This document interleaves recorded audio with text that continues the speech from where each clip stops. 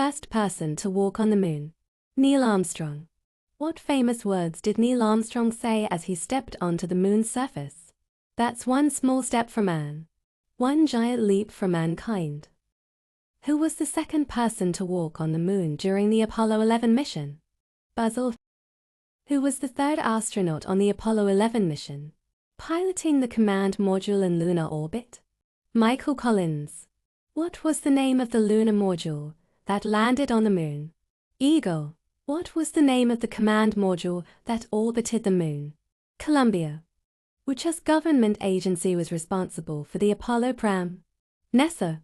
How many total Apollo missions successfully landed humans on the moon? 6.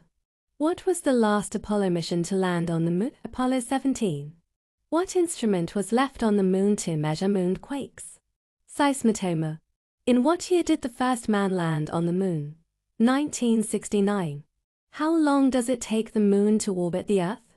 Approximately 27.3 days.